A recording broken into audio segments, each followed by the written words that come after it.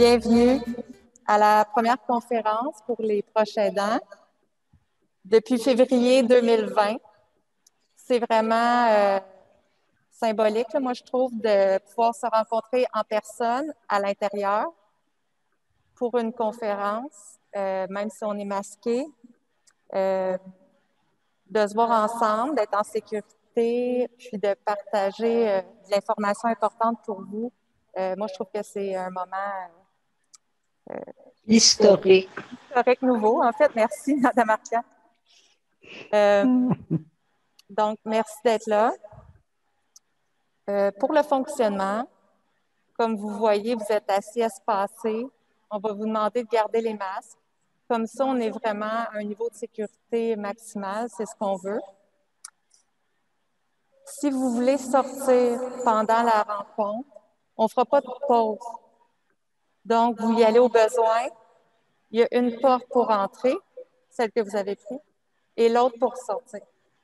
Allez-y au besoin. Je pense que ça fait le tour. Pour les questions, les conférencières, Mme Arcan, Mme Brissette, vont présenter leur méthode. Puis, à un certain moment, ils vont arrêter, puis il va y avoir des périodes de questions. On ne peut pas faire des questions spontanément parce qu'on est déjà en ligne et en présence. Ça rendrait le tout un peu compliqué. OK. Je vous demande l'indulgence parce que c'est la première fois qu'on fait ce format hybride. Et quand ça va être les périodes des questions, je vais m'approcher pour répéter si on n'entend pas bien avec le masque. Mais toujours en gardant la confidentialité, je ne vais pas mettre l'écran vis-à-vis de vous parce qu'on va l'enregistrer pour les gens qui ne peuvent pas être ici, qui ne peuvent pas être en ligne en ce moment. Donc, on a fait le tour des aspects techniques. Maintenant, on va accueillir les deux premières conférencières de l'année. Ils n'ont pas été choisis naïvement. Là. On est très, très contents de la saison. Madame Arcan et Madame Brissette, pour ceux qui ont vu le petit vidéo, travaillent auprès des proches aidants, des intervenants qui travaillent auprès des proches aidants. On réfléchit à comment les aider avec une méthode pour prévenir l'épuisement depuis les années 90. Et ils ont formé plusieurs personnes, aidé des proches aidants et formé beaucoup de professionnels. Et d'ailleurs, en ce moment, elles sont en Europe où elles forment également des professionnels là-bas. Et je serais intéressée de savoir qui ont écrit un livre, qui sont en train d'écrire un livre pour les proches aidants. Est-ce qu'on peut dire ça? On est en train de l'écrire. Donc, un livre pour transmettre leur expérience, leur parcours et comment vous pouvez gérer votre ressource énergétique tout au long du parcours de proche aidant. Et c'est ce qu'elles vont vous expliquer de toute façon. Donc, je laisse la parole à Mme Arcan et Mme Brissette. Bonjour. Alors, vous m'entendez bien? Oui. Alors, mon nom est Lorraine Brissette. Je travaille depuis de nombreuses années avec Mme Michelle Arcan. Je suis travailleuse sociale de profession, tandis que Michelle, elle, est psychologue. Donc, ça a donné un tandem très complémentaire et très intéressant pour travailler. Les gens se demandent souvent comment on en est arrivé à s'intéresser à la question des proches aidants. Alors, je parle lentement parce qu'il y a comme un décalage avec la salle. Alors, j'espère que vous entendez bien, ça va. Comment on s'est intéressé à la question des proches aidants? Alors, dans les années 90, j'étais responsable des services à domicile dans un CLSC en milieu rural. Alors, on avait toujours la hantise du vendredi après-midi. Qu'est-ce que je veux dire par là? C'est que souvent, les proches aidants nous appelaient à 3h, 3h30, 4h, en panique, découragé, fatigué, on n'en peut plus, faites quelque chose. Et là, nous, on était comme dépassés parce que qu'est-ce qu'on peut faire? Tous les services sont fermés, on se sentait impuissant. Alors, on s'est dit, on va faire une recherche. On voulait comprendre pourquoi les proches aidants arrivaient comme ça. On ne pouvait pas intervenir plus tôt avant qu'ils arrivent en épuisement. Alors, ça a été la question de départ. On a interrogé tous les proches aidants de personnes de plus de 75 ans dans un village au sud de Trois-Rivières. Et là, on leur a demandé une foule de questions, mais on était un peu mal pris avec les réponses. C'est-à-dire qu'on ne savait pas quoi faire avec les réponses. Quand on demandait, par exemple, aux gens, avez-vous des projets de vacances? Êtes-vous partis à quelque part? Sortez-vous? Non, les gens n'avaient pas de projet. Les gens vivaient un peu au jour le jour. C'est comme s'ils attendaient le train, là. Ensuite, on leur demandait, voulez-vous venir au CLSC, rencontrer d'autres personnes? Et là, ce n'était pas non plus l'enthousiasme. Parce que faire garder, laisser la personne. Et puis, en plus, c'est comme si on leur demandait une tâche supplémentaire. Bon, alors, qu'est-ce qu'on fait avec ça? Moi, je connaissais Mme Michel Arcan, qui était psychologue en pratique privée, et je savais qu'elle avait une clientèle importante de personnes déprimées, mais aussi de personnes épuisées. Alors, on lui a montré un peu les résultats de notre enquête, et là, on lui a demandé qu'est-ce qu'on peut faire avec ça? Et je pense que là, c'est assez mis à réfléchir. Oui, là, je vais lui passer la parole. Alors, c'est moi qui rentre en jeu en ce moment. Donc, je suis psychologue de formation à la retraite, supposément. Je travaille encore à l'occasion. Donc, oui, effectivement, dans mon bureau de consultation, je recevais des mères épuisées, des professionnels de la santé épuisés, dans ce temps-là, on appelait les aidants naturels. On a changé d'appellation après, vous comprenez pourquoi. Alors, finalement, j'ai regardé les réponses que les proches aidants nous avaient données et invariablement, je pouvais trouver des thèmes. Il y a des thèmes qui revenaient, comme le pourquoi c'est moi, pourquoi c'est pas ma sœur, pourquoi, dans le fond. Donc, il faut que je raccourcisse un peu la pensée parce qu'on n'aura pas le temps d'approfondir certains sujets, mais vous allez quand même avoir quelques réponses. Donc, le thème de la motivation est ressorti clairement. Ça a l'air banal de parler de motivation. Ensuite, il y avait toujours le thème de la culpabilité. Je me sens coupable. Non, je n'ai pas le temps de répondre à mes besoins. Je répondrai à mes besoins plus tard. Je n'ai pas le choix. Il y avait toujours le fameux choix qui ressortait.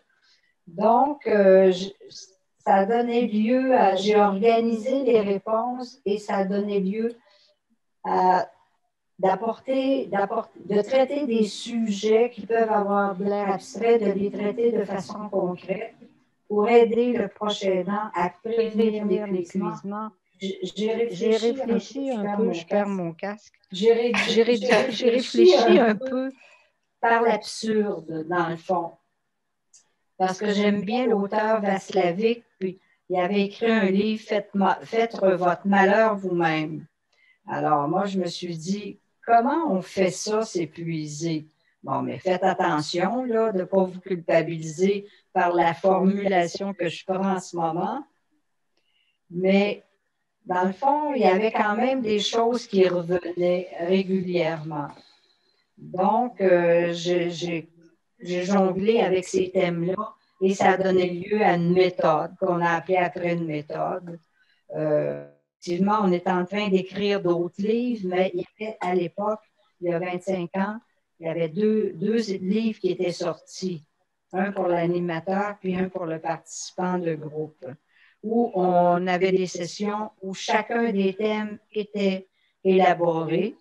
Et peut-être que le clou de la méthode, c'est qu'on a vu que quand la culpabilité est trop présente ou très présente, une culpabilité à tort ou à raison, à ce moment-là, c'est très difficile de répondre à ses besoins. Peut-être que c'est le premier point que vous pouvez prendre en note aujourd'hui pour vous dire, est-ce que, bon, je réponds facilement à mes besoins? Est-ce que je retarde de répondre à mes besoins? Et est-ce que ça peut avoir un lien avec la culpabilité ou une grande responsabilisation, un grand sentiment de responsabilité? Est-ce que tu vois des choses, Lorraine, qu'on pourrait rajouter là-dessus?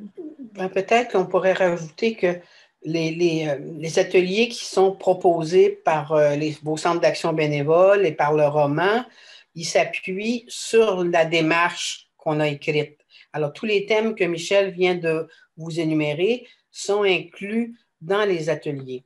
Peut-être que je pourrais aussi rajouter qu'il y a quelques thèmes à la fin qui sont comme, je dirais, une fois qu'on a réussi à passer au travers de notre culpabilité, qu'on s'est donné le choix, qu'on se donne le droit d'avoir des besoins, ben là, il faut aller chercher des ressources. Il faut voir si la famille peut être une ressource.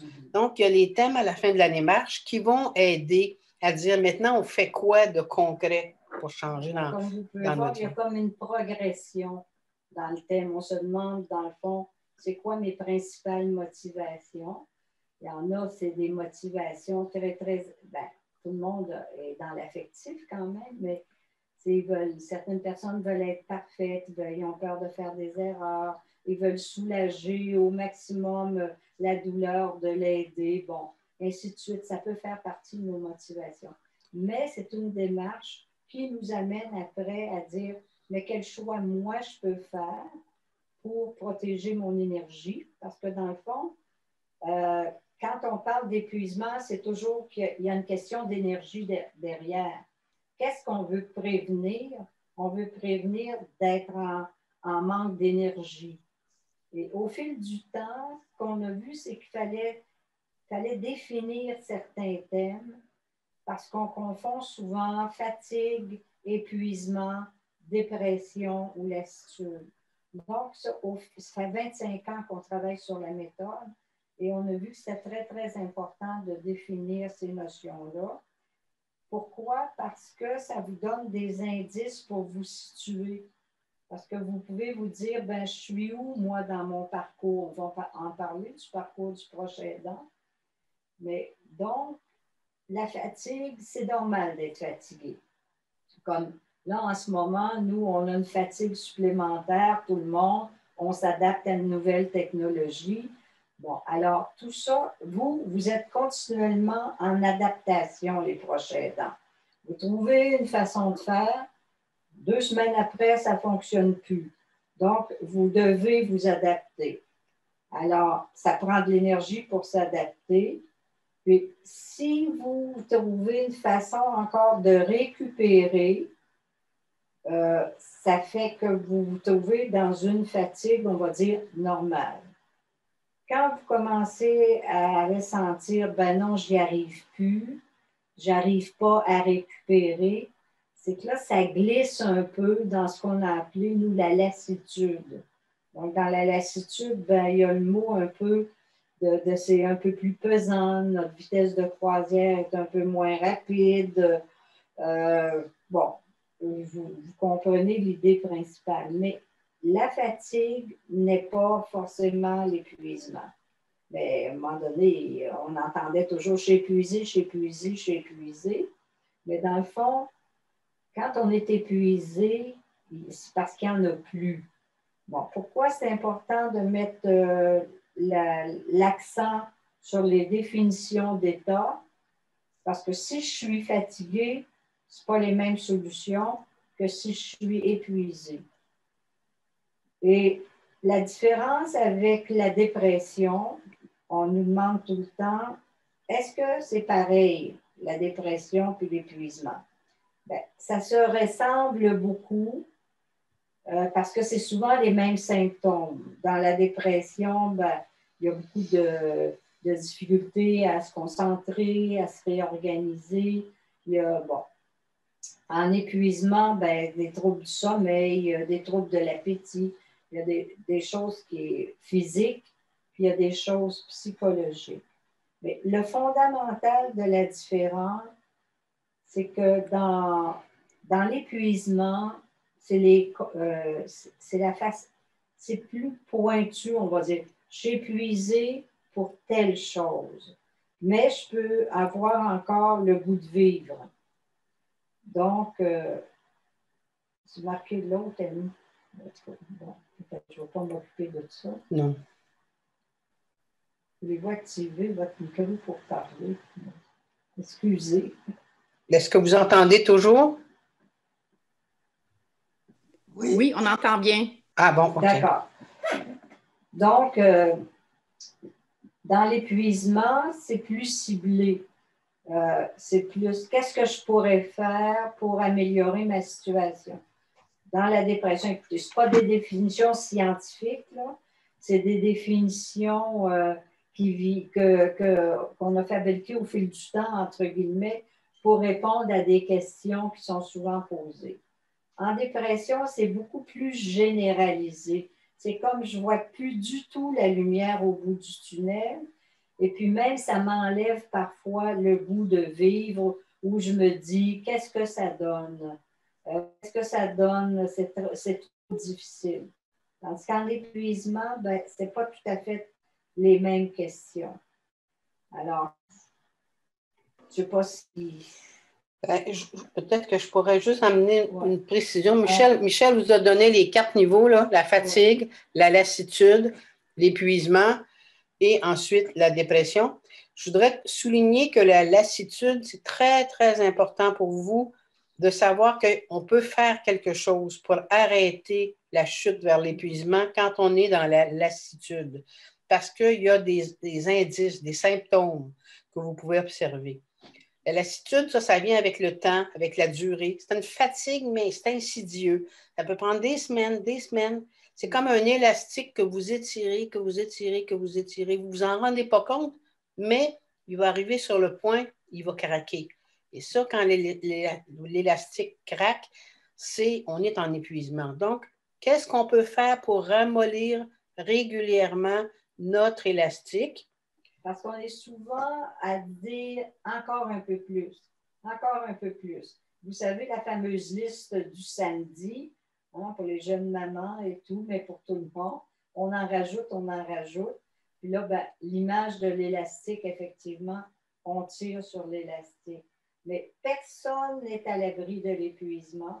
Ça, c'est important qu'on le dise. Ça n'a rien à voir avec la force morale ou la force de caractère. Il y a plusieurs facteurs, on dit que c'est multifactoriel. Il y a plusieurs facteurs qui rentrent en ligne de compte.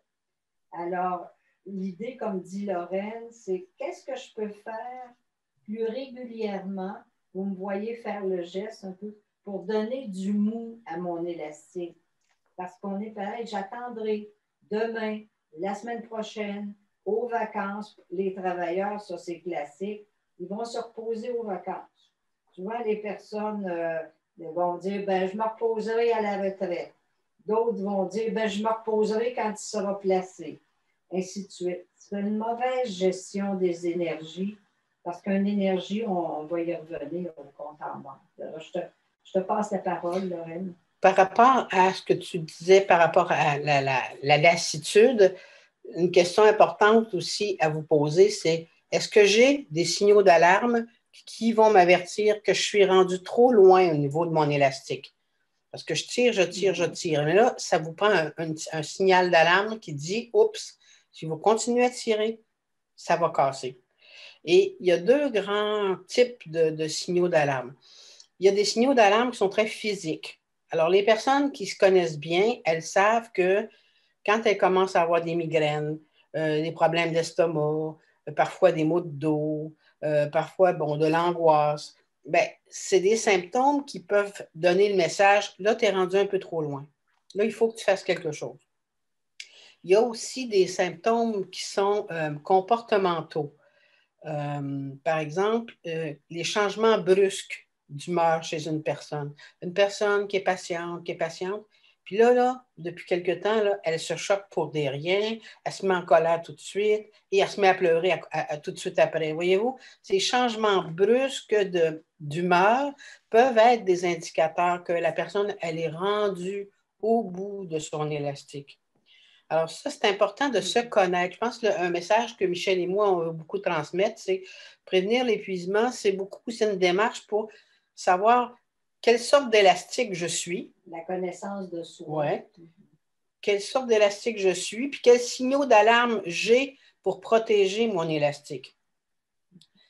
Parce que ce n'est pas tout le monde qui réagit de la même façon à un même stresseur.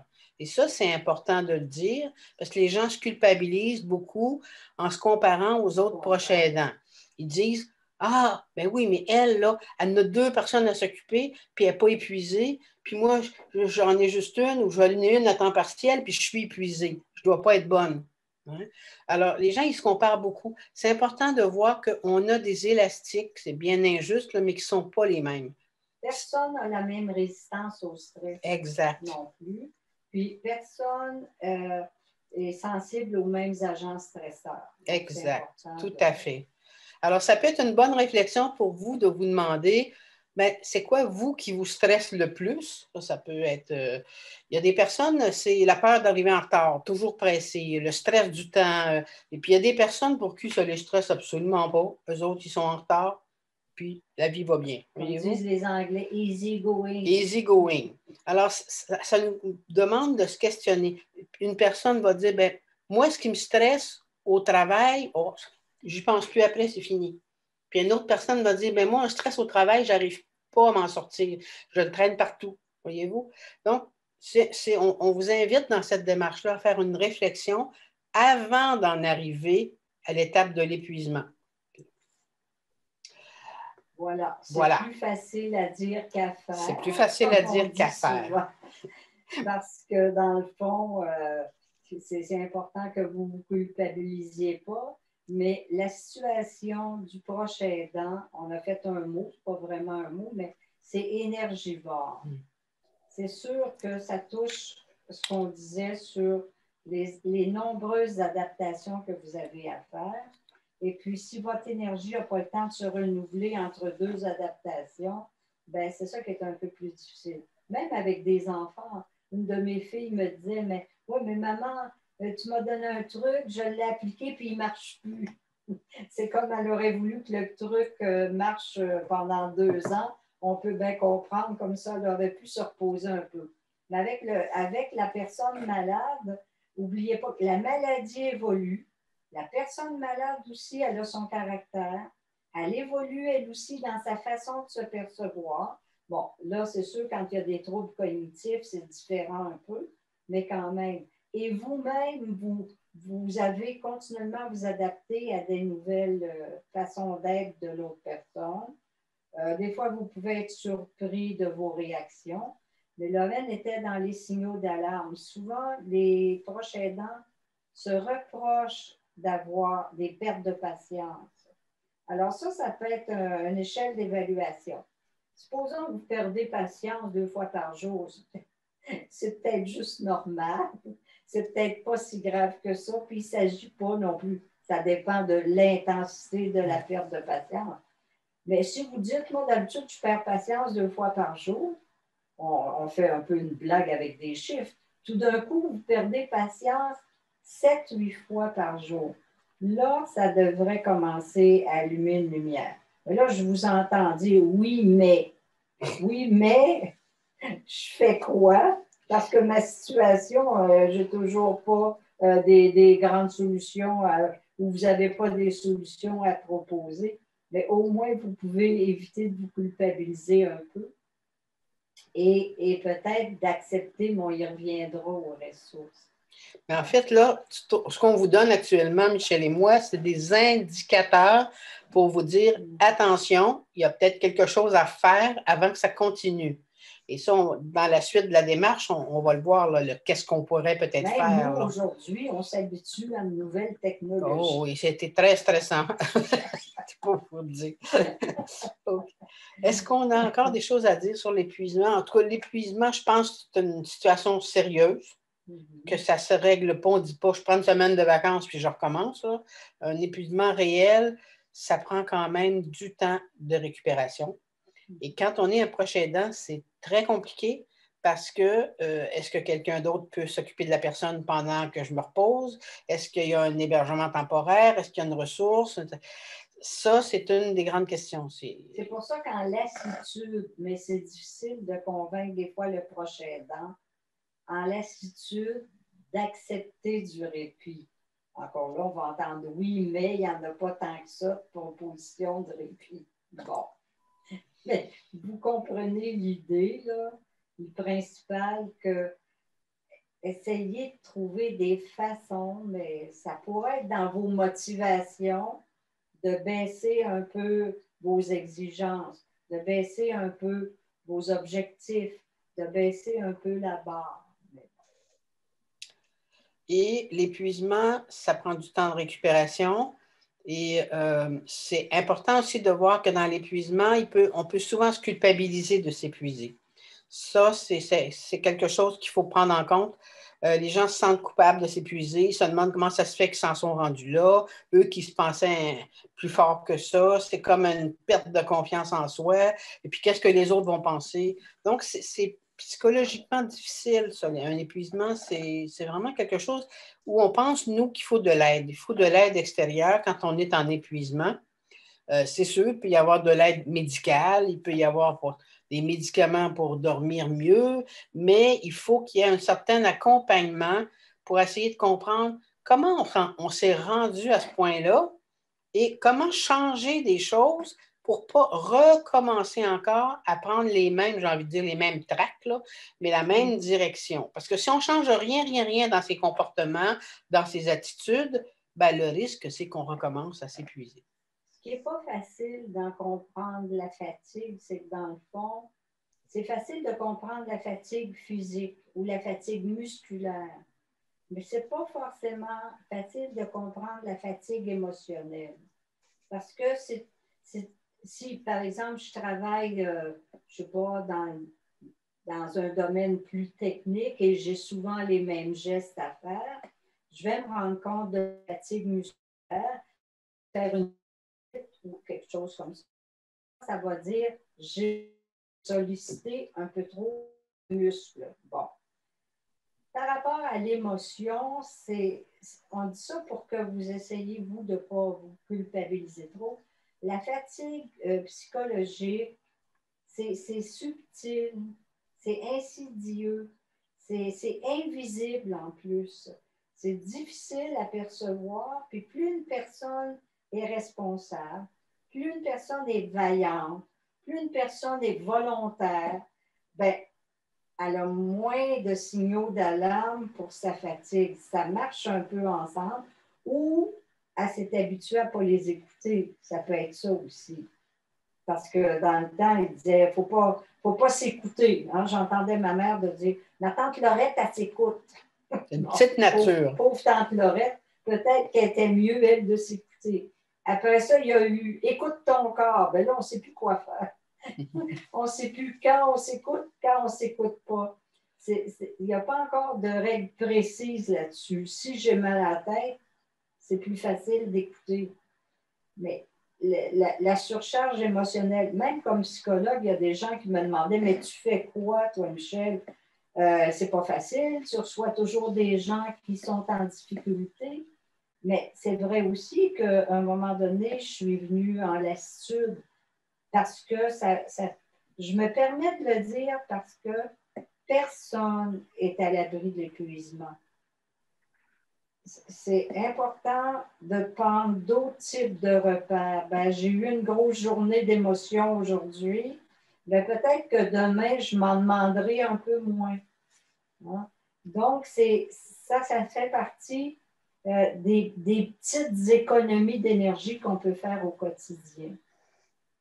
Et puis, la fatigue intellectuelle, ben, on en a aussi parce que vous vous creusez la tête pour savoir comment je vais faire, comment je vais m'y prendre.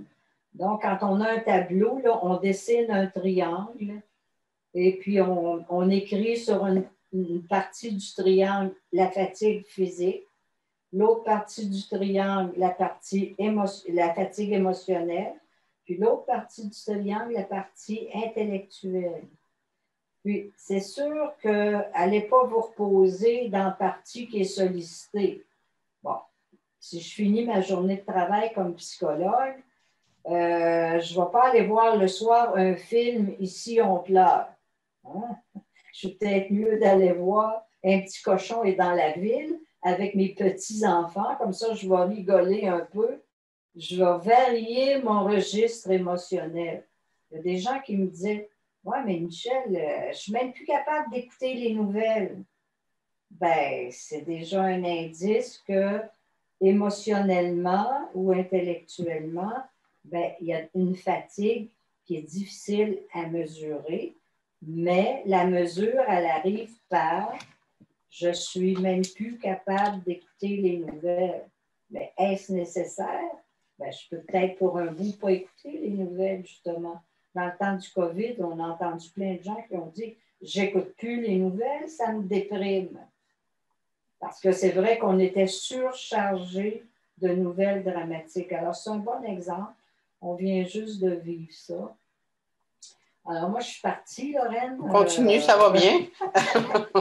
Donc, on est en train de... On s'habitue à la technologie. C'est ça. On ne s'habitue pas, par contre, à ne pas voir le public. Ouais, c'est pas... Parce que quand en conférence, on voit les réactions des gens tout de suite, les interrogations dans les yeux.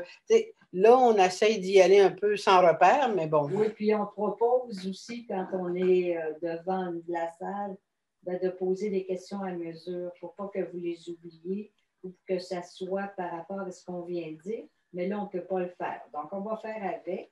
Voulez-vous qu'on fasse une période de questions? Elle demande si on veut des questions. Ben, on peut au moins poser la question, justement, s'il y en a que ça soulève une question. Sinon, on continue. Moi, je suis en écoute, mais je vais demander.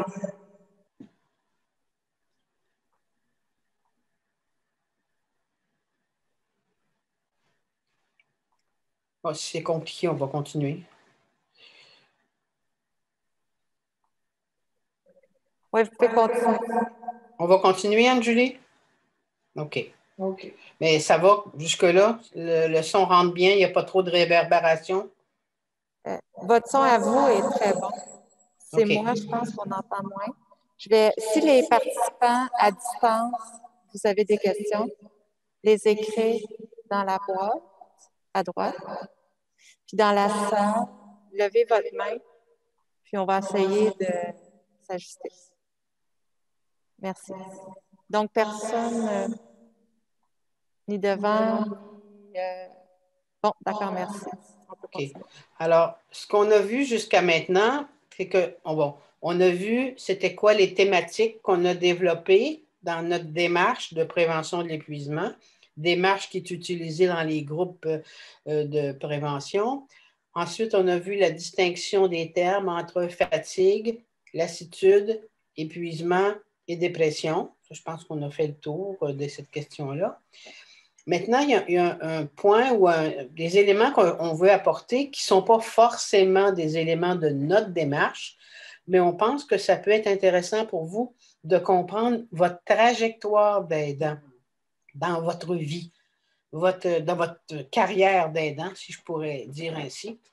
Il y a des chercheurs américains qui avaient étudié pendant une dizaine d'années, je pense 90 familles, qui avaient une personne en lourde perte d'autonomie à domicile. Alors, c'était des gens à domicile qui vivaient avec les personnes en perte d'autonomie.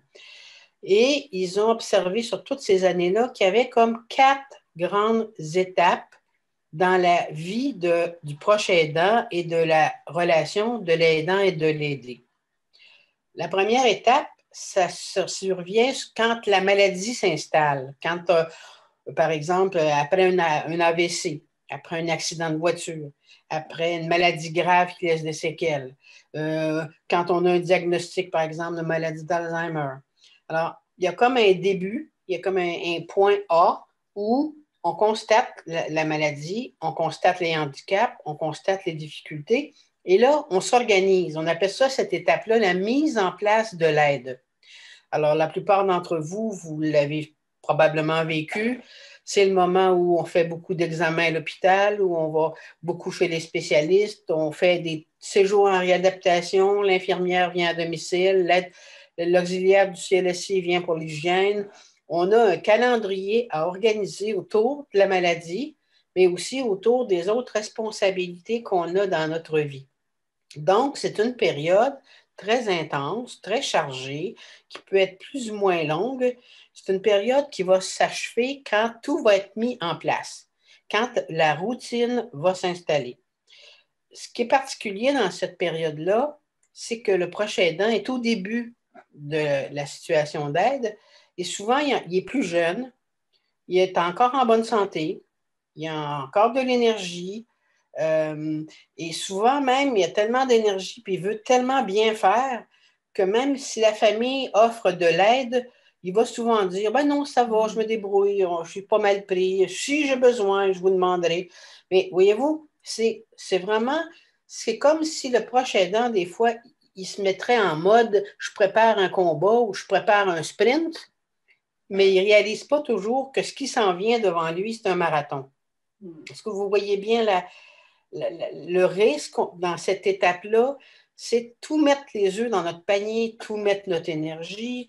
Souvent, l'aidant, il va dire, ben, je vais arrêter de travailler, ou bien non, je vais arrêter d'aller dans mon club de sport, ou je vais arrêter de faire ceci, cela, pour rester davantage à la maison avec mon épouse.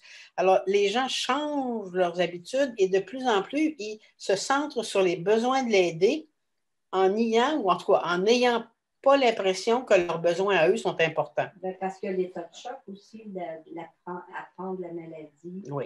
Et puis, soutenir la personne qui est malade. Puis nous, on dit, ben, on se met un peu en retrait parce qu'on dit, ben, moi, au moins, je ne suis pas malade. Donc, effectivement, je mets toute la gomme, comme on dit. Là. Puis parfois aussi, on voit un changement de rôle psychologique là, dans le duo. Ça peut être mère-fille, conjoint-conjointe. C'est que ce qu'on voit apparaître souvent, c'est que l'aidant commence à devenir un peu le parent de l'aidé. Il y a comme une espèce de changement de rôle qui n'est pas toujours facile à vivre ou à faire. Et parfois même, il peut y avoir un peu de surprotection. On veut en faire tellement, on est tellement dévoué. Cette personne-là qu'on aide, on l'aime beaucoup, elle a été quelque chose d'important dans notre vie, donc on donne tout. Et des fois, on fait même des choses à la place de l'aider, que l'aider pourrait peut-être encore faire. Voyez-vous, des fois, on va plus loin que ça. Donc, c'est une étape, la mise en place de l'aide, qui, à mon point de vue, on devrait, dans cette étape-là, faire quelque chose pour garder un équilibre entre les besoins de l'autre et nos besoins. Garder certains éléments personnels qui nous font du bien dans notre vie et non pas tout laisser tomber. Il y a une prévention, je pense, à faire dès le début de la maladie. Bon, ça, c'est... Par rapport au proche aidant, c'est le point qui commence à être intégré, qu'il faut s'y mettre dès le début en forme protection de l'énergie. Pas parce que c'est dangereux, c'est parce que l'énergie s'épuise. Par définition, elle se renouvelle, oui, mais elle s'épuise aussi. Donc, on a souvent le réflexe d'attendre de plus en avoir. Exact. Mais c'est peut-être pas un bon truc. La deuxième étape, elle, son nom est très clair, ça s'appelle la vie continue. Alors, la vie continue, c'est une fois qu'il y a une routine stable d'installer dans la famille autour de la maladie, eh bien là, c'est répétitif. À chaque semaine, c'est les mêmes personnes qui viennent, c'est les mêmes horaires, c'est les mêmes activités. Et ça, la vie continue, bien, ça peut être bien long. On dit qu'une maladie d'Alzheimer peut être en moyenne de 8 à 10 ans, oui. Donc, c'est sûr que la vie continue, là, il y en a encore peut-être pour 4, 5, 6 ans. Et si les gens ont donné toute la gomme au début, dans l'installation, bien là, ils vont peut-être avoir moins d'énergie dans la continuité. Puis, ce qu'on remarque en France aussi, c'est qu'ils veulent tous les services disponibles. Ils les veulent tout en partant, mais après ça, s'ils n'ont plus rien à leur offrir. Oui, parce que ici, c'est beaucoup le réflexe est autour de à quoi j'ai droit. Alors, ils demandent tout ce qu'ils ont droit en commençant. Oui, mais nous, on se dit, dans 1 an, 2 ans, 3 ans, quand ça va s'être détérioré, ils vont être encore au même point. En tout cas, ça, c'était une information culturelle intéressante. Puis, la vie continue, vous le comprenez, le pire ennemi de la vie continue, c'est l'ennui que la routine peut apporter dans la vie. Il n'y a plus de fantaisie, il n'y a plus de choses joyeuses, il n'y a plus de projets, il n'y a plus... C'est bien, bien, bien plate des fois.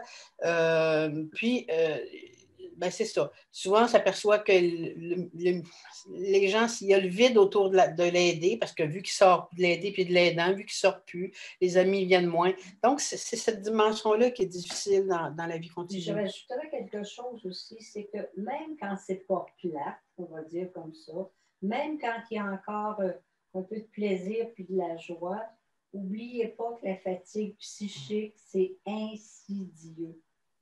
Ça s'installe quand même parce que c'est pas la même vie que vous aviez avant. Non. Même si vous y arrivez. Parce que quand, ça a l'air un peu dramatique parce que là, on parle beaucoup de ce qui va moins bien, mais même quand ça va bien, c'est sûr, quand ça va bien, on n'est pas porté à dire je vais faire attention, ça va bien, ça va bien. Bon. Oui, puis dans ça, la vie continue, il y a la routine, c'est, comment je dirais bien ça? Des fois, le proche aidant, il est pris pour acquis. Ça fait tellement longtemps que le proche aidant est là, il fait tellement bien les choses, il s'arrange tellement bien tout seul, que c'est comme si l'entourage finit par oublier de leur dire merci, de les valoriser, de leur dire que c'est super ce qu'ils font, parce qu'ils le font. Ah, mais ça, c'est pas populaire comme chose. Ben non, j'attends pas des merci. C'est ça. Mais bon, ça peut faire du bien à l'occasion. Alors, la 3e étape maintenant, donc ça s'appelle la résistance à l'usure. Bon, le mot dit bien ce qui arrive. C'est une étape où là, il y a une baisse d'énergie. Il y a parfois des pensées qu'on ne veut pas trop partager parce que ça nous gêne un peu. Mais des fois, on a envie de se dire, oh, si ça pouvait donc s'arrêter, il y a vraiment quelque chose là, avec lequel on n'est pas confortable. C'est comme si on a l'impression que l'autre devient un peu un boulet au pied. Et souvent, ce que les chercheurs ont observé, c'est que souvent, le malade, il commence lui-même à se sentir comme un boulet, à se trouver que c'est lourd pour l'autre. Et puis, il y a quelque chose des fois, les gens s'en parlent, mais des fois, les gens ne s'en parlent pas. Mais il y a vraiment une baisse d'énergie importante. Et là, ça serait important, intéressant qu'il y ait de l'aide supplémentaire, surtout du soutien psychologique, du soutien moral, trouver davantage de ressources, parce que vraiment, ça glisse sur une pente qui est difficile. Est-ce que ça serait à ce moment-là, Lorraine, qu'on pourrait parler du fardeau objectif, du fardeau subjectif? Ben, je pense que le fardeau, il est là depuis le début, mais là, il pèse plus lourd, à mon avis, rendu là, parce qu'il y a une usure. Même les proches aidants n'aiment pas qu'on utilise le mot fardeau, là, mais c'est dans les recherches scientifiques qui parlent de fardeau objectif et fardeau subjectif. Veux-tu qu'on en parle maintenant? Le fardeau objectif, tout le monde le connaît. C'est toutes les tâches qu'il y a à faire pour s'occuper d'une personne en perte d'autonomie. Il y a de tout là-dedans. Il y a des soins, de l'aide physique, de l'alimentation, du transport organisé, il y a tout ça. Tandis que quand on parle du fardeau psychologique, c'est plus comment le proche aidant ressent son rôle, comment il ressent le fardeau objectif. Je peux peut-être apporter l'exemple de donner le bain à son parent, par exemple. Si c'est une fille qui doit donner le bain à sa mère ou à son père, ou l'aider à la toilette, bien, le fardeau objectif, c'est soutenir, l'aider dans ses difficultés pour l'hygiène. Puis le fardeau subjectif, c'est que c'est pas évident d'aider ma mère ou d'aider mon père dans sa toilette. Il y a deux choses qui se jumellent à ce moment-là. Dans le fardeau subjectif, aussi, ça tient compte, vous savez, l'élastique qu'on a vu tantôt, là, on n'a pas tous les mêmes élastiques. Bien, ça fait en sorte que dans deux situations semblables, un proche aidant va dire ça va, je me débrouille, puis l'autre proche aidant va dire c'est épouvantable, je n'y arrive pas, c'est pas possible, aidez-moi, SOS. Bien, d'abord, ils n'ont peut-être pas la même résistance au stress. C'est comme s'ils n'ont pas le même élastique. Donc, ça, c'est une chose importante. C'est comment dans la vie, vous passez à travers les difficultés puis vous vivez les stress. Avez-vous des bons moyens ou vous avez des moyens qui ne vous aident pas?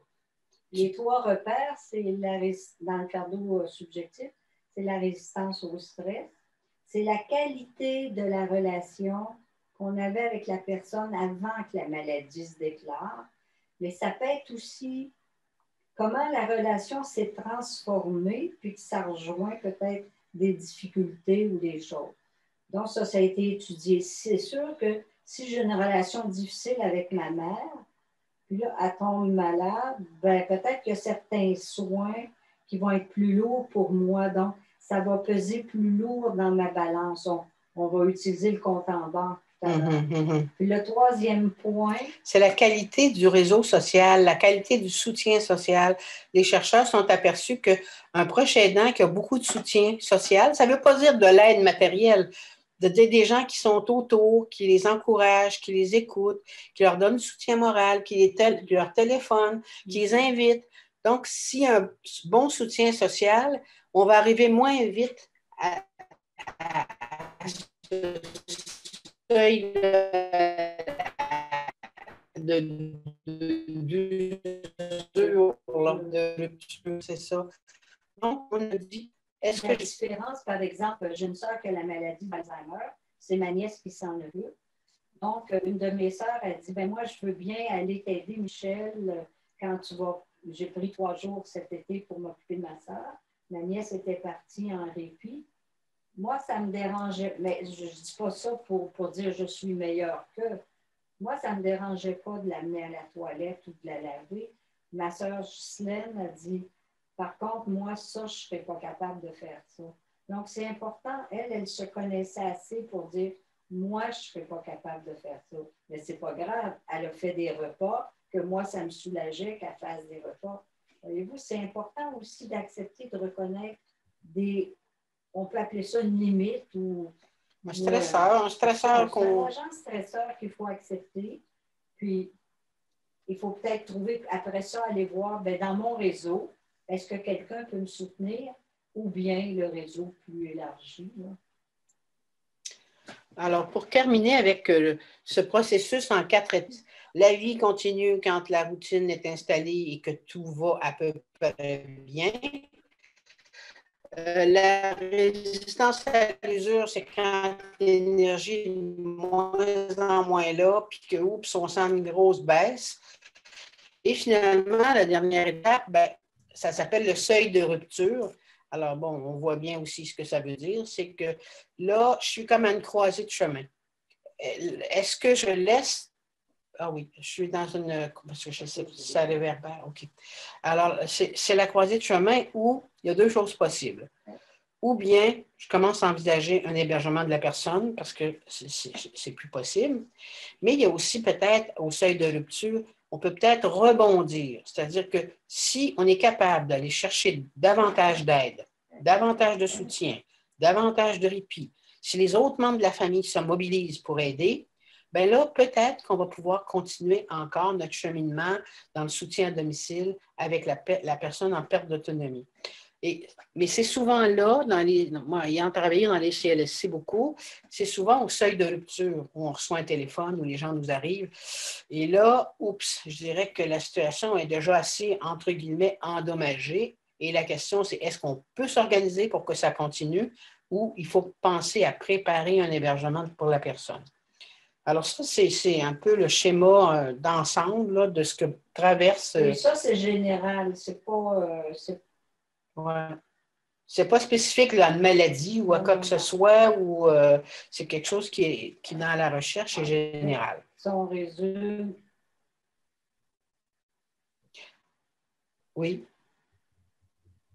Il y a toujours la mise en place de l'aide. Il y a toujours l'étape où la vie continue parce qu'on prend une routine, on s'habitue. Après ça, La il y a résistance à l'usure. la résistance à l'usure qu'il faut évaluer. Je suis à quel endroit par rapport à ma capacité de continuer pour ne pas arriver. En fait, ce qu'on ne veut pas, c'est arriver au seuil de rupture. Exact. Même si on sait que dans certains cas, c'est pas l'objectif d'aller mettre les gens en hébergement. C'est sûr, pour personne. Il y a des cas où ça ne viendra vraiment pas possible. Et là, ben, il faut préparer cette transition-là. Ça va-tu pour... Est-ce qu'il y a des questions par rapport à ce qui a été dit jusqu'à date? En fait, Je l'entends pas. on Est-ce que vous entend, entendez beaucoup de décalage? on entend votre son très bien, mais l'image est figée depuis 2-3 minutes. Donc, je demande aux gens dans la salle, vous entendez bien? L'image est physique. On va continuer Tout le monde entend? parce qu'on entend. OK. J'imagine que c'est la Vous connexion. entendez. Bien, l'important, c'est ce qu'on dit. C'est peut-être pas l'allure qu'on a. Effectivement. Merci. Les OK. Tout le monde participants entend. qui ne sont pas en présence entendent aussi bien. Dans la boîte de commentaires, ils disent qu'ils entendent bien. Et il y a quelqu'un qui dit « Belle description, je peux me reconnaître. » Donc, mais ça semble déjà un peu mieux parce qu'on vous voit bouger.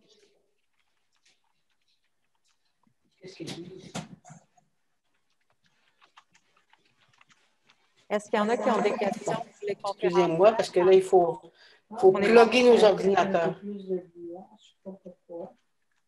Bon. Entends-tu? On est rendu à... Bon, c'est rendu connexion Internet instable. Ouais. Maintenant, est-ce qu'on est rendu à des questions ou on continue? Je vais demander aux gens en ligne, avez-vous des questions? Dans la salle, est-ce que vous avez une question pour les conférenciers?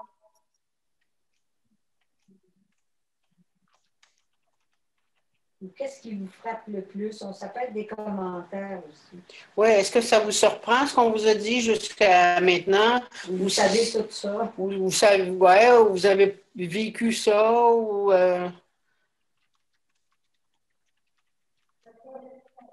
Ça correspond, j'entends, ça correspond. Ça nous permet de mettre l'accent sur des choses. Pardon? Une participante a dit ça correspond à son expérience. Ça correspond.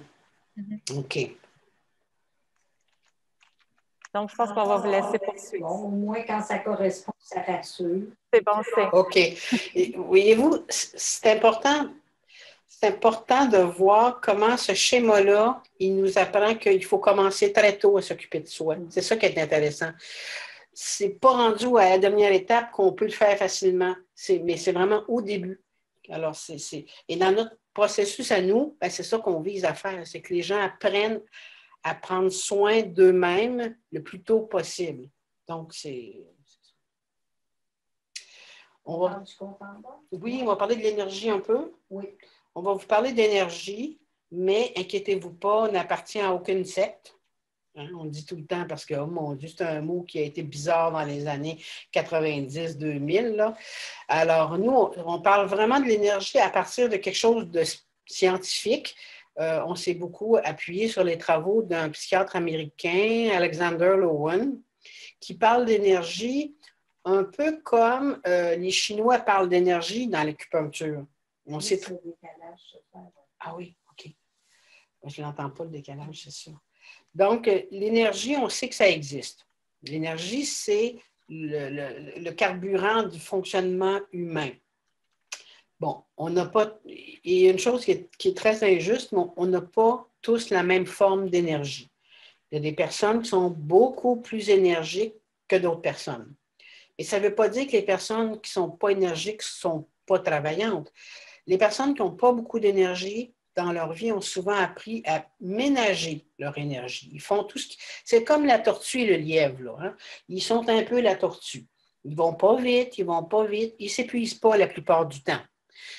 Sauf qu'il y en a beaucoup qui se disent « Ouais, mais moi, il m'épuise. » C'est sûr que les gens qui sont rapides, à côté des gens qui sont lents, ben c'est un peu énervant. Si on voit ça plus dans les milieux de travail, des infirmières entre elles, ils vont dire « Elle m'épuise, elle va trop tranquillement. » Alors, l'énergie, on n'a pas tous la même forme d'énergie. Il y en a qui ont des petites énergies, puis il y en a qui ont des grandes énergies.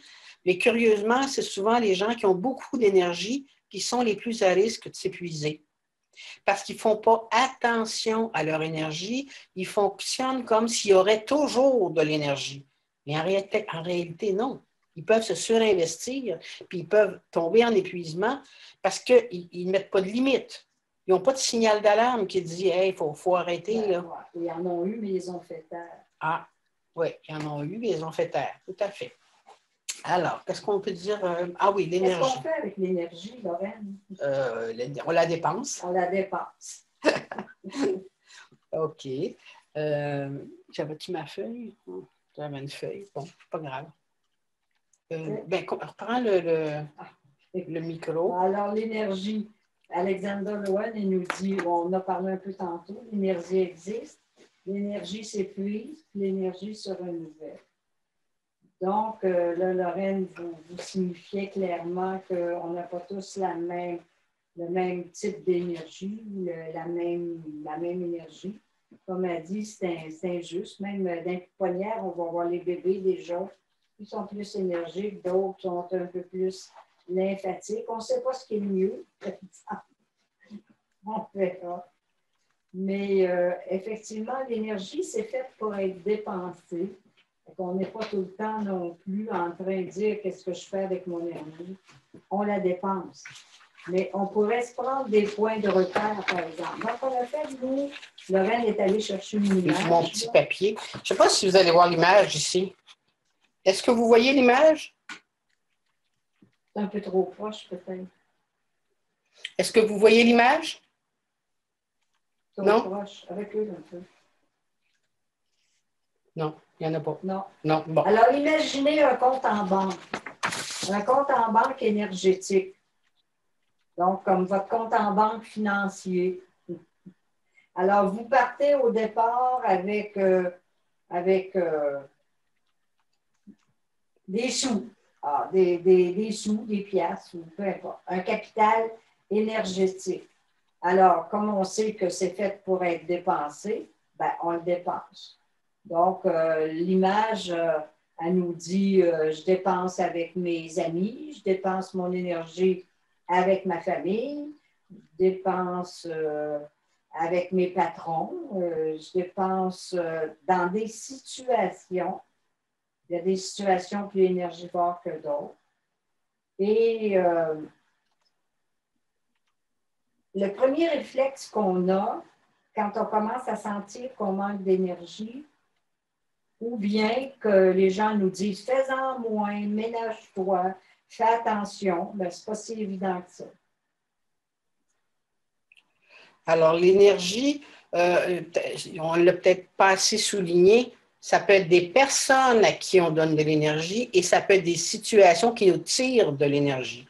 Comme par exemple, l'agressivité du malade va être quelque chose qui peut nous enlever beaucoup d'énergie. Le manque de reconnaissance de la famille immédiate ou des frères et des sœurs, ça peut nous tirer beaucoup d'énergie. Les plaintes qu'on va faire à notre égard, tout ça, c'est des choses qui nous bouffent notre énergie. Donc, ce n'est pas juste ce qu'on donne aux malades, à nos frères, nos sœurs, nos enfants, mais c'est aussi ce qu'on nous retire, je dirais, qui font baisser le compte en banque, qui font des trous dans votre compte en banque énergétique. Alors, ça, c'est important de voir. Puis comme Michel le dit, la plupart du temps, quand le compte en banque commence à baisser, puis là, il devient sa marge de crédit, bien là, ça serait le réflexe, c'est fermer les robinets. Fermer les robinets, dépensez plus, donnez plus rien à personne. Mais ce n'est pas réaliste. Ce n'est pas réaliste parce que tous les proches aidants qui sont là, vous êtes toutes des personnes qui êtes des personnes généreuses. Vous aimez ça, donner. Alors, vous faire dire d'arrêter de donner, arrêter d'en faire autant, placer votre mère, quitter votre job, ce n'est pas quelque chose qui marche. On peut quand même choisir. Hein?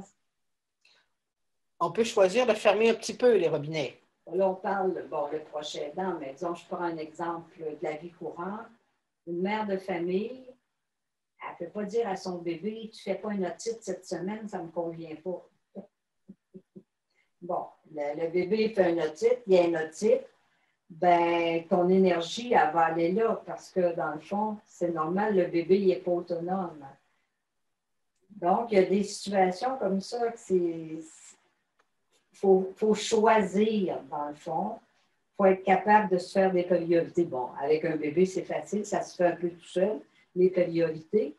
Mais peut-être que quand on ferme les robinets, notre réflexe, c'est les gens, où les robinets sont ouverts complètement, ou les robinets, des fois, ils sont fermés partout. Bien, on peut fermer le robinet, je ne sais pas, je vais prendre une blague plate un peu. On peut fermer le robinet de la belle-mère si ça me tombe sur les nerfs.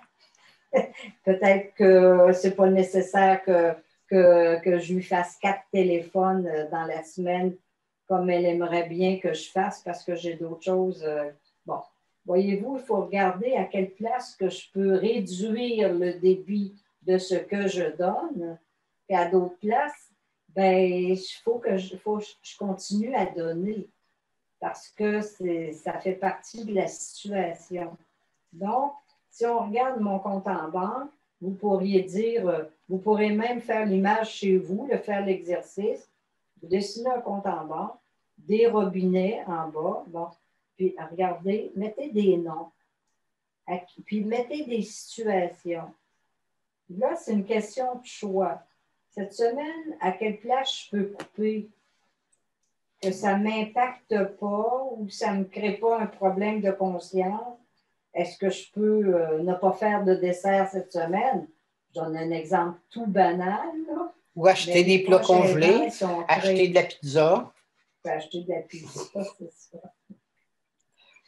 Ou bien je peux dire, parce qu'il y a les sorties d'énergie que je peux un peu contrôler.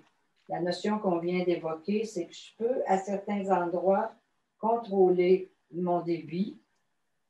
Après ça, je peux me demander qu'est-ce qui va m'en donner de l'énergie. Ça peut être qu'est-ce qui va m'en donner, puis ça peut être qui peut m'en donner. Alors, c'est vraiment une question de fonctionnement. Le fonctionnement énergétique, c'est je dépense, c'est important qu'il y ait des retours. Je dépense, c'est important qu'il y ait des retours. Quand on donne une conférence, on fait tout le temps la même blague. Après la conférence, vous allez nous applaudir. Là, les gens partent à rire et disent, voulez-vous qu'on vous applaudisse tout de suite? Non, non, c'est bon, on peut attendre un peu, on a encore de l'énergie. Vous pouvez le faire. Donc, quelque part, on fait la blague, on dit, parce que demain, j'ai une autre conférence à donner. Donc, l'applaudissement que vous allez nous avoir fait, elle a compensé pour l'énergie qu'on a dépensée. Fait que demain, on va en avoir encore pour faire l'autre conférence. C'est un exemple banal, mais c'est tellement, on est tellement habitué qu'on ne pense jamais à ça. Il n'y a jamais personne m'a éduqué, même quand j'ai fait mon cours de psychologue. On ne parlait pas de ça, l'énergie. On ne parlait pas de ça. Il y a des dépenses, il y a des retours. Ah, ben là, après ça, il court toutes sortes de rumeurs. La gratuité du geste. Hey, ça ne marche pas pour l'énergie, ça. L'énergie, elle ne fonctionne pas selon un principe moral. Elle fonctionne selon un principe très pragmatique. Je dépense, il faut qu'il en revienne. Bon, attention, là, on a 2 heures, on va essayer de les utiliser au maximum. Donc, on n'a pas le temps d'aller dans tous les détails. Mais vous comprenez, ça ne veut pas dire que je ne suis jamais capable de gestes gratuits. Je peux faire un geste gratuit à Anne-Julie, mais peut-être que demain, c'est Lorraine qui va payer pour. Ou en tout cas, je vais demander à Lorraine, qu'elle m'en redonne parce que je n'ai tellement donné à Anne-Julie. Voyez-vous, le principe. Puis c'est d'être capable de prendre ça avec humour, justement. Ça vous fait rire un peu, là, je vois Anne-Julie qui sourit à travers son masque. Stéphanie aussi. Mais dans le fond, c'est comme le gros bon sens. C'est vrai que ça peut être un étranger au coin de la rue qui me laisse passer. Je suis en voiture, je suis pressée, puis je ne sais pas, il a saisi quelque chose, il me laisse passer. Je peux m'habituer à dire, OK, moi, je vais le considérer comme un retour d'énergie. Tu sais, des fois, on dit, ça a fait ma journée. Quelqu'un m'a fait un beau sourire, ça a fait ma journée. Quelqu'un m'a offert une fleur, ça a fait ma journée. Un enfant m'a fait rigoler, ça a fait ma journée. La connaissance de soi apprend vraiment son sens au niveau de la prévention de l'épuisement ou de la gestion des énergies. Parce qu'on ne fonctionne pas toutes de la même façon. Chérie, aimes-tu mon souper? Ben oui, tu vois bien, ça fait 2 fois que j'en prends. Ben non, moi, je ne veux pas voir que ça fait 2 fois que tu en prends. Je veux que tu me dises, merci, ton souper, il était très bon. Les femmes, on fonctionne au verbal un peu. Donc, c'est sûr que si vous êtes avec une personne qui est en déficit cognitif, ma soeur, elle ne dit pas merci à ma nièce. Parce que, bon, pour toutes sortes de raisons. Mais, dans le fond, si nous, on dit merci à notre nièce, parce qu'elle est fille unique, puis nous, on est tout au-dessus de 70 ans, donc, c'est pas nous qui allons pouvoir nous occuper de notre soeur, bien, quelque part, ça, au moins, ça donne de l'énergie à la nièce en question pour qu'elle puisse un peu se sentir valorisée dans son investissement. Je te laisse. Peut-être apporter un exemple pour revenir sur les sorties d'énergie et les entrées d'énergie. Je prendrais un exemple que j'ai souvent vu dans ma carrière de la proche aidante qui s'occupe de sa mère en grande perte d'autonomie. Mais cette proche aidante-là, elle a aussi un travail où elle est très appréciée, qu'elle aime beaucoup, des collègues et tout et tout. Mais là, ça devient trop dur de gérer et le travail et les soins de sa mère. Et plusieurs proches aidantes, ou je dis proches aidantes, c'est plus des femmes que j'ai côtoyées, vont décider de quitter leur emploi pour s'occuper à temps plein de leur mère. Et là, on s'aperçoit que le temps passe, les mois passent, et là, oups, il y a comme une espèce de descente d'énergie. Là. La personne est en perte d'énergie. Pourtant, elle se culpabilise parce qu'elle se dit, oui, mais là, j'ai tout mon temps, je ne devrais pas être si fatiguée, je devrais être plus en forme. Ils ne comprennent pas ce qui se passe. Mais au fond, si vous regardez le fameux compte en banque là, dont Michel vous a parlé, c'est que quand elle avait son travail, elle donnait beaucoup d'énergie à sa mère et elle allait chercher dans son travail beaucoup de retours, de gratification, de valorisation, d'une vie sociale ou de confidents, de confidentes, d'amis. Mais là, maintenant qu'elle ne travaille plus, elle donne toute son énergie à sa mère, mais le retour, surtout si sa mère a des troubles cognitifs ou la relation est plus ou moins bonne, si elle n'a pas de retour de sa mère, mais d'où vont venir ces retours? Et c'est souvent l'erreur que les gens font, c'est de ne pas considérer qu'est-ce qui rentre dans leur compte en banque. Et des fois, les gens, ils vont couper. Moi, j'ai vu beaucoup de personnes couper des activités de loisirs, couper leurs cours de musique, couper leur participation sportive. Alors, beaucoup de gens vont aller couper ça pour avoir du temps pour s'occuper de la personne malade, sans réaliser que c'est peut-être cette activité-là qui leur donne assez d'énergie pour continuer. Donc, c'est une réflexion, c'est sur toute la vie. C'est une réflexion sur qu'est-ce qu'on donne, puis qu'est-ce qu'on reçoit ou qu'on ne reçoit pas. Hein, on a de phrases. Quand j'étais en pratique privée, je recevais, bon, des proches aidants, mais des professionnels aussi, ou des gens qui travaillaient. Mais je me souviens d'une Sylvie, par exemple, qui travaillait en hémodialyse. Et en hémodialyse, je trouve que c'est un exemple parlant, même si ce n'est pas un exemple de proche aidant directement. Sylvie, en hémodialyse, si elle était restée en hémodialyse, je ne l'aurais jamais connue. Je ne pense pas qu'elle serait venue me consulter. Mais il y a eu toutes sortes bon, on a jumelé des hôpitaux. Par exemple, j'étais à Trois-Rivières dans le temps, donc elle était bumpée, comme on dit. Elle s'est retrouvée aux soins intensifs la nuit. Je pense que vous venez de voir tout de suite la différence. En hémodialyse, c'est les mêmes gens qui y retournent. C'était Sylvie par-ci, Sylvie par-là. Elle faisait quasiment partie de la famille, donc elle recevait beaucoup de gratification. Il y a des amis qui disaient, c'est plate, l'hémodialyse, c'est toujours pareil, tu n'as pas de challenge là-dedans. Ben non, elle était bien. Aux soins intensifs, la nuit, ils dorment. Ils ne savent même pas qu'elle s'appelle Sylvie. Donc, même elle travaille toute seule. Donc, elle n'a pas d'encouragement ou d'échange avec des collègues. Ben là, elle se retrouve dans mon bureau de consultation en ne comprenant pas ce qui se passe. Puis même qu'il y a des médecins qui ont dit, ben oui, mais vous êtes infirmière. Ben, c'est pareil, en hémodialyse ou soins intensifs la nuit, pas du tout. C'est là que la connaissance de soi, je relie la connaissance à ce que... Puis si on revient à l'exemple de Lorraine, la proche aidante qui laisse un travail qui la nourrit beaucoup, ben, on va faire une image en raccourci, elle dépense auprès de l'aider, puis elle renouvelle son énergie au niveau du travail. Mais là, c'est vrai qu'on peut comprendre qu'elle n'y arrive pas à faire les deux. C'est très exigeant. Ou une autre qui avait laissé son équipe de sport. Son mari, il dit, tu n'y arrives pas, laisse ton sport, laisse ton coaching, et ta coach en sport. Bien, coach en sport, tout le monde l'adorait, tout le monde la gratifiait, tout le monde était content de la retrouver. Puis dans sa vie plus quotidienne, ben, c'était un peu la vie continue. Alors, je suis un peu coupée, mais non. en ce cas, nous autres, on est habitués. En fait, on est en train de parler de la nécessité de chercher des lieux pour avoir du retour à nos investissements d'énergie. C'est important de souligner qu'il y a quand même deux grands types de retours.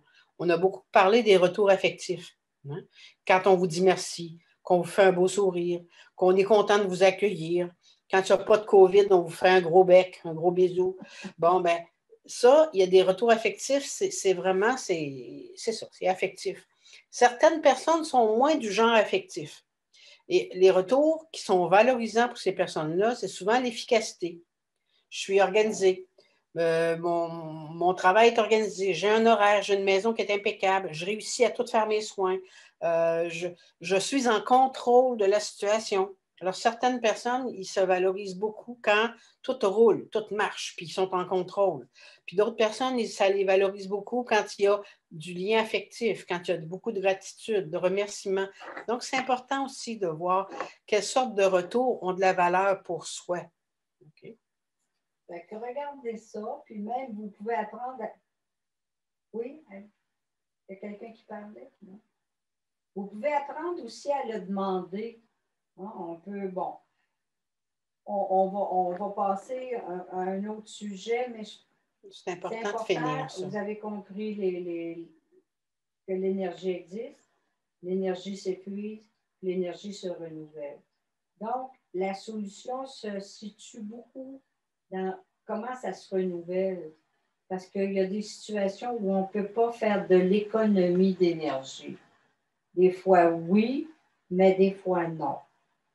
Donc, essayez de voir, vous pouvez cette semaine, ça peut être un devoir de cette semaine, demandez-vous à quel endroit ou à qui je pourrais demander, bon, donne-moi, as-tu quelque chose à me dire? Qu'est-ce que tu m'as vu faire dernièrement? Des fois, dans les équipes de travail, on va travailler de cette façon-là. Ben, dites à une collègue qui est plus fatiguée, ah, cette semaine, quand tu as travaillé avec Madame Untel, vraiment bravo, chapeau, tu as trouvé une façon. Mais le prochain aidant, il est plus isolé aussi de son côté. Donc, essayez de voir qui, dans votre entourage, pourrait vous déposer de l'argent aussi dans votre compte en banque énergétique.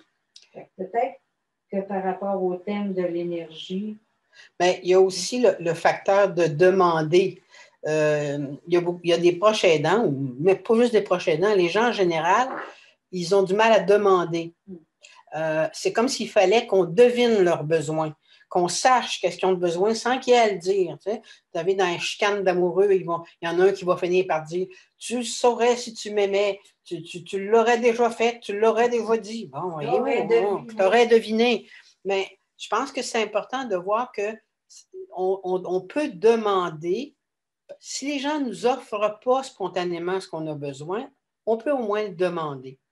Tu sais, je veux dire, c'est comme si on a une grande famine, là, puis là, on fait un peu de chichi. Hein? On voudrait que les plats soient servis dans de la vaisselle en porcelaine, là, mais là, non, c'est pas de la vaisselle en porcelaine. On est obligé de demander. Il faut accepter ça, qu'on a besoin. Ça serait bien qu'on n'ait pas à demander, mais ça ne se passe pas toujours comme ça. Puis peut-être un dernier point aussi, les retours, là, c'est toutes sortes de petites choses. Et il ne faut pas négliger les petits retours. Parce qu'on a constaté dans toute notre carrière que quand quelqu'un est blâmé, quand quelqu'un a fait une faute, quand quelqu'un est « Oh mon Dieu », quand on fait une critique à quelqu'un, la personne, elle y pense, elle y pense, elle y pense. Puis là, elle va se gruger son énergie à repenser à ça. Puis, curieusement, quand une personne, on lui fait un compliment, sous le coup, peut-être qu'elle est contente, mais après ça, elle l'a oublié. Il ne repense pas le lendemain, le surlendemain, puis le mois d'après.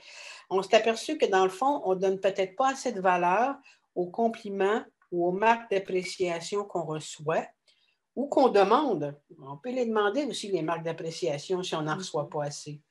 Donc, c'est sûr que là, je ne sais pas si vous pourriez faire ça, vous, mais on suggérait souvent dans les équipes soignantes que les gens se mettent une boîte sur leur bureau, puis à chaque fois qu'il y a un compliment, ils l'écrivent sur un papier, ils le mettent dedans. Ça peut être un compliment, mais ça peut être un succès. Tu sais, ça peut être aujourd'hui, j'ai réussi à faire toute cette tâche-là sans me mettre en colère. Ou aujourd'hui, mon conjoint, après tel soin, était détendu puis m'a fait un sourire.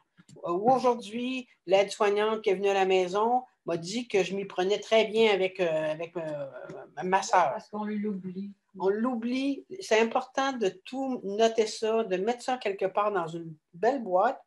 Puis la journée où vous vous sentez moche, la journée les jours de grande sécheresse. Les jours de grande sécheresse, c'est important d'aller repiger dans votre boîte puis d'aller dire « Ah ouais, c'est vrai, ça, j'avais fait un bon coup. Ah oui, c'est vrai, j'avais oublié ça. » Parce qu'on emmagasine les échecs, ce qu'on pense être des échecs, on emmagasine ça dans notre cerveau, les critiques, les blâmes, les insatisfactions. On se gruge beaucoup d'énergie avec ça, puis on oublie des points qui sont positifs dans notre vie. Donc, ça, c'est des petits trucs. Ça a l'air de pas grand-chose, mais ça vaudrait le coup d'essayer. Ça vaudrait le coup d'essayer. Ou même de le dire. Oui, puis il faut se débarrasser de nos réflexes quand quelqu'un nous dit merci. C'est vrai qu'au Québec, là-dessus, on est un peu plus avancé. On dit merci. Des fois, je dis de rajouter merci, j'en avais particulièrement besoin aujourd'hui. Donc, ça donne la couleur de notre État. Mais en France, ils sont encore de rien. Ben non, c'est pas de rien. Ça, il faut arrêter de dire ça. L'énergie, c'est pas de rien. Même les sous qu'on va donner à quelqu'un, il y a des enfants, des fois, ça, c'est facile. Moi, mes parents, ils me donnent des sous. Oui, mais avec quoi ils les ont gagnés, ces sous-là? Avec leur énergie. Donc, quelque part, apprendre à associer des gestes à l'énergie aussi. Et puis, si je peux dire, c'est joli ce que tu portes, ça fait 5 ans que je l'ai. Regardez, on a tous des petits réflexes comme ça ah, ben c'est normal. Même souvent, des proches aidants vont nous dire, ben c'est normal. Ben ça vaut être normal dans le sens de, ça va avec mon statut, je suis sa femme, justement. OK, mais c'est pas pour autant que vous n'avez pas besoin de retour. Voyez-vous? Oui, c'est normal, on peut comprendre. C'est normal, je m'occupe de mon enfant. Mais on a hâte qu'il fasse un sourire. On a hâte qu'ils disent maman, qu'ils disent papa, ou qu'ils parlent pour nous dire pourquoi ils pleurent. Mais souvent, avec les proches aidants, des fois, c'est ça qui est difficile quand il y a des déficits cognitifs. Parce que toute notre vie est organisée autour du langage aussi. Donc, la relation avec, quand on a perdu nos repères, c'est un peu ce qui se passe avec le Zoom, là. C'est super, on se tire d'affaires, mais on n'a pas les mêmes repères que d'habitude. Ça ne sera pas la même fatigue que d'habitude. Ce n'est pas dramatique, on va s'en sortir, rassurez-vous. Mais c'est pas... C'est ça l'histoire. Il y a beaucoup de pertes de repères avec les déficits cognitifs. C'est pour ça que, par exemple, on ne choisit pas la maladie, on ne choisit pas non plus d'être un proche aidant. On le choisit après coup. Mais personne ne se dit à 20 ans, moi, un jour, je vais être proche aidant. Donc, par rapport à l'énergie et à la motivation, ben, c'est pas la même chose. J'ai choisi d'être psychologue, j'ai choisi d'étudier là-dedans, mais je n'ai pas choisi d'être proche aidante de mon père. Alors qu'on était 6, pourquoi c'est moi? Hein? C'est souvent la question. Et ça pourrait aussi, ce que tu viens d'apporter, quand je ne l'ai pas choisi, nous éclairer sur certaines difficultés. Parce que j'imagine, si quelqu'un choisit d'être infirmière,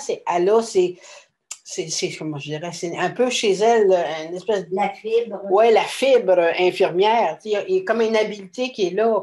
Je choisis d'être psychologue ou Mais il y a des personnes qui n'auraient jamais choisi ça de toute façon. Là. Ils n'auraient jamais voulu être dans la santé ou dans les problèmes sociaux.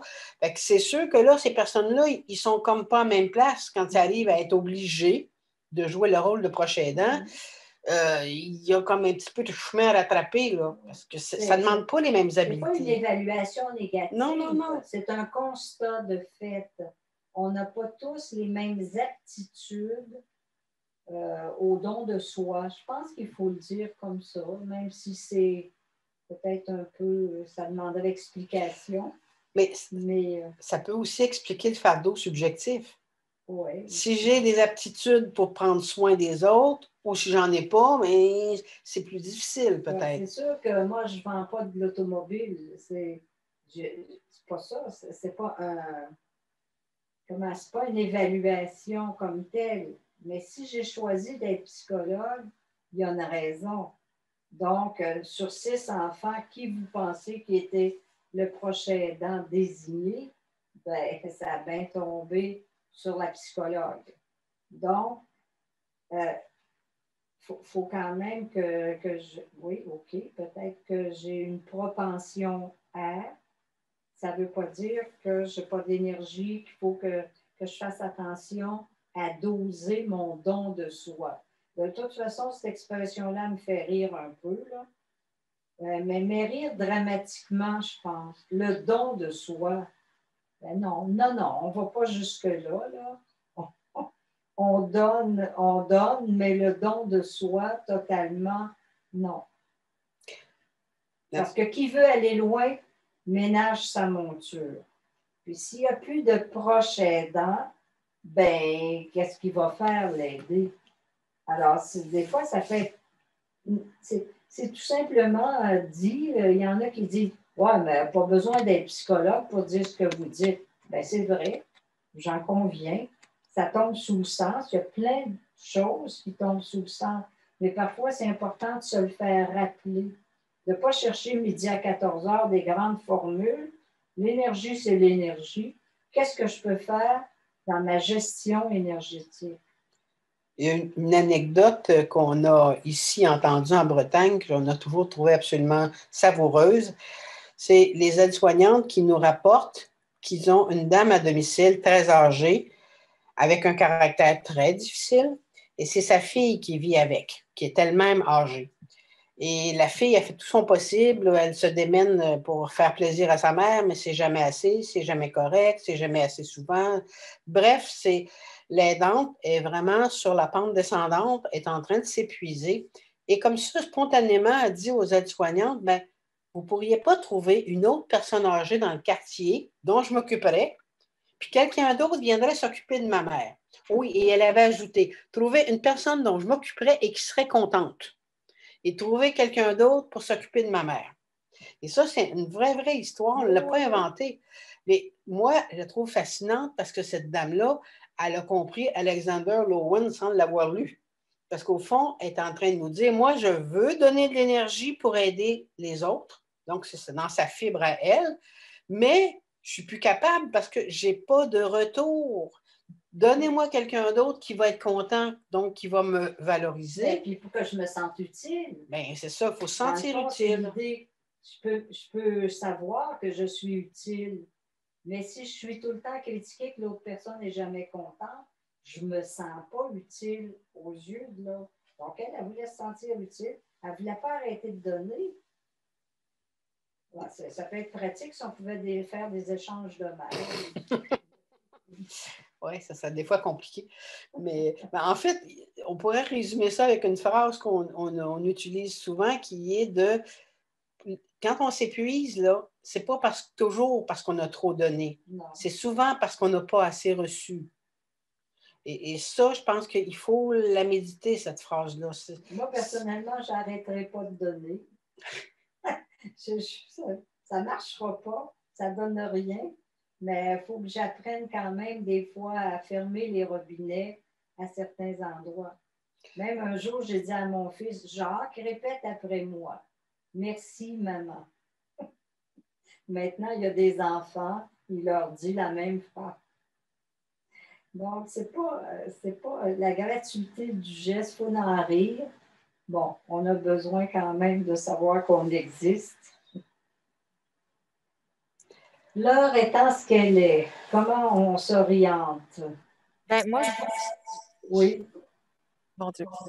On a fermé un de vos micros à la maison, chez vous, pour ne pas avoir de réverbération. Oh, donc vous avez entendu juste la moitié du message? On a tout entendu, mais on voyait toujours Lorraine principalement. Oh, dommage pour Michel.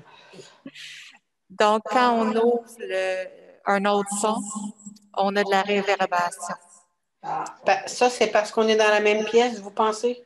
Non, parce que ça fait ça ici, avec moi. Donc, c'est un problème qu'on devra arranger. Pas grave, Lorraine est plus jeune, à moins de rides, c'est parfait. Mais je dirais que le fait que vous ayez à parler sans interaction du public, c'est très énergivore. Oui. En plus, vous êtes plus tard. En France, c'est presque... Il est 9 heures du soir. C'est pas si mal, là, il est 9 heures. Donc, je sais que pour vous, ça demande beaucoup d'énergie. En plus, qu'on a tout installé avant la technologie. Donc, on pourrait peut-être prendre un moment pour avoir des réactions de la salle ou des gens en ligne. Vous pouvez écrire dans la boîte d'images. Il n'y a pas parler du choix aussi. Est-ce qu'il y en a qui voudraient dire peut-être une chose qui vous a marqué dans tout ce qu'on a parlé sur la trajectoire du proche aidant? Est-ce qu'il y a quelqu'un qui veut se risquer? Je pense que c'est la façon où on est placé et la technologie qui nous rend dans un mode plus académique. Oui.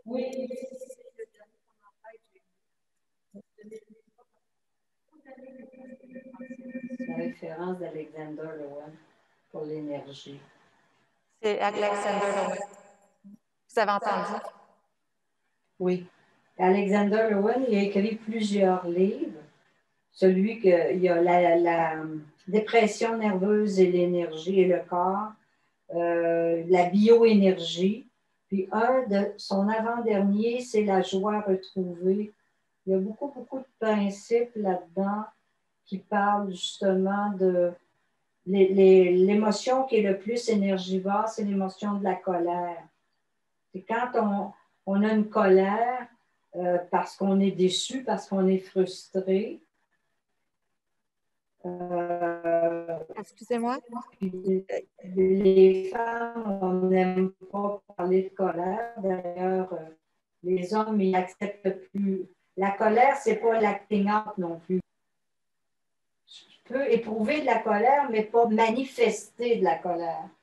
Mais la colère, ça bouffe beaucoup d'énergie.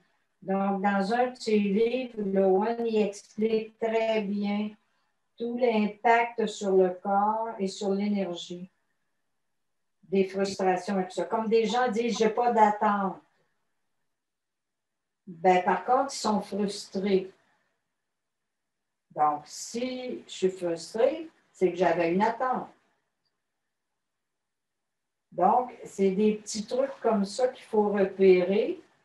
Et si je suis frustrée, donc, on continue l'expression. Je suis frustrée parce que je n'ai pas eu réponse à un besoin. Donc, j'ai été privée d'un retour. Effectivement, Lowen y explique que bon, ces livres sont encore d'actualité. D'ailleurs, c'est un médecin, psychologue, qui a vécu en France, qui a vécu aux États-Unis. Moi, je l'ai connu en personne. Il avait 88 ans et puis il animait une session d'un stage. Là. Puis il était droit comme un chêne. Il est mort à 98 ans. Même de lire sa biographie, c'est très intéressant. Donc, voilà pour la référence. Il y avait d'autres questions, je pense. J'ai vu arriver des petits trucs dans les boîtes en bas, là. Il y a une personne dans la salle aussi. Je vais commencer par la boîte. Dans la boîte, il est marqué... Attendez.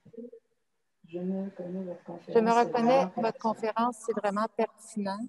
Intéressant la notion d'énergie pour aller et le retour. J'étais sur le point d'enlever des activités de mon horaire pour récupérer du temps et me retaper un peu. Je constate qu'en agissant ainsi, je m'enlevais des sources d'énergie. Pardon. Ah bon? Yeah. C'est important, ça. Ouh. Super.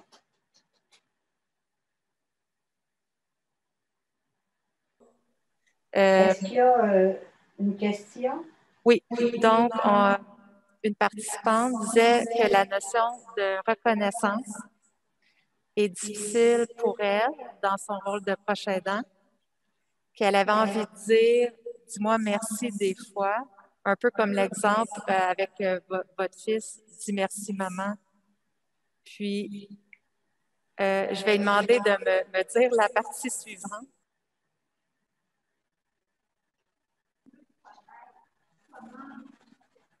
Ça aurait pris les questions écrites. Si elle avait fait écrire les questions. En fait, la participante, prochaine dit, est-ce que dans le fond, il faudrait que je connaisse mieux la psychologie de l'aider, pourquoi il ne réalise pas, change un peu, j'utilise mes mots, il ne réalise pas qu'il faudrait dire merci. Elle dit peut-être c'est à moi de mieux connaître la psychologie de l'aider. Ben oui et non, parce que vous êtes très au clair avec votre besoin. Donc, vous avez besoin. Ben, pourquoi je pense qu'il faut aller dans la simplicité puis l'humilité. D'accepter ce besoin, c'est peut-être pas évident pour certaines personnes. Ça serait même, il y en a qui ont associé ça à la faiblesse. Alors, pas du tout. C'est tout simplement que ça fonctionne comme ça, l'énergie. Donc, vous pouvez dire aujourd'hui, est-ce que tu pourrais me dire merci? Mais on dit ça dans l'humour. Si on attend d'être fâché, ça ne marche pas, là. C'est-à-dire si on attend d'être au bout du rouleau. Mais c'est important de le dire. Écoute, on peut même trouver une formule, tu vas peut-être me trouver bizarre, dépendant si la personne, même si elle ne comprend pas tous les mots parce qu'il y a un déficit cognitif, bien, faites-en un jeu. J'aimerais que tu me dises merci. C'est sûr que vous auriez aimé mieux que ça vienne spontanément. Mais je pense que des personnes, moi en tout cas, je ne m'habitue pas encore, je le fais parce que je l'enseigne, mais je ne m'habitue pas à accepter ce que j'appelle être obligé de demander. bon, il faut que j'apprenne à vivre avec ça. Ça, c'est moi. Ça me gêne encore de demander quelque chose pour moi. Ben, je vais vivre avec ça, puis il faut que je le surmonte parce que c'est ma vitalité qui en dépend. Puis au final, c'est l'autre personne qui va en profiter. J'y enlève rien, je lui dis j'ai besoin de recevoir, merci. Je ne suis pas désincarnée là, parce que je suis un proche aidant, ou je ne suis pas désincarnée parce que j'aime la personne. Ça, là, faut s'enlever ça de la tête, la gratuité du geste. On le dit comme ça, on se comprend. Il y en a des gestes gratuits. Vous allez en faire tout plein. Mais j'ai besoin d'entendre merci. Il faut que j'ai de l'humilité des fois par rapport à certains de mes besoins. C'est tout. Mais ça, peut-être vous êtes de la même génération que moi, ou vous êtes plus jeune, mais peut-être ça perdure. Je pense que les plus jeunes, ils ont moins de difficultés. Ben, tu pourras au moins me dire merci. Il y en a qui vont dire ça. Bon. Mais c'est sûr que pour moi, ça me prend plus de gymnastique. Mais puisque ça me prend plus de gymnastique, aussi bien que je le fasse plus rapidement. Parce que si je suis 2 jours à dire il aurait pu me dire merci, ben moi, j'ai perdu du temps, là, puis j'ai perdu de l'énergie. Donc, je peux dire, regarde, je peux même dire, ça me gêne de te demander ça. Puis c'est pas parce que je t'aime pas, mais j'ai besoin que tu dises merci. Puis faites-en une blague. Maintenant que mon fils, on rigole, il me le dit en blague. Merci, maman. Bon, ça finit par être affectueux. Tu sais bien que je le pense. Ben oui, mais moi, je veux l'entendre. J'ai le droit. Aussi, pour la psychologie, je répondrai ce petit bout-là. Pour la psychologie de l'aider, si je suis l'aidée, puis que je dis merci, je suis en train d'accepter que j'ai un problème. Ah, c'est un gros raccourci, mais c'est ça pareil. Ah, si je dis ben merci de m'aider ou merci de faire ça pour moi, ben là, je ne peux plus être trop dans la négation que je suis dans une situation de dépendance. Donc, ça peut être que si je comprends ça, je vais peut-être attendre moins de merci aussi, parce que je me dis, ben, lui ou elle, ça la confronte. Mais en même temps, je ne peux pas tout le temps penser à l'autre non plus. Mais ça peut vous aider de comprendre que pour l'aider, ce n'est pas forcément de l'égocentrisme. Ce n'est pas forcément parce qu'il vous prend pour acquis. Ça peut être tout simplement que c'est ça. Si je te dis merci, ben, je reconnais que j'ai un besoin et que je suis plus capable de le faire par moi-même. Des fois, les merci, il faut aller les chercher où est-ce qu'ils sont. Aussi. Des fois, si le malade ne peut pas nous dire merci, on peut le demander aux frères, aux sœurs, aux gens de l'entourage qui nous... À l'entourage. Et si la personne a des capacités cognitives, il faudrait qu'il y ait un dialogue avec elle.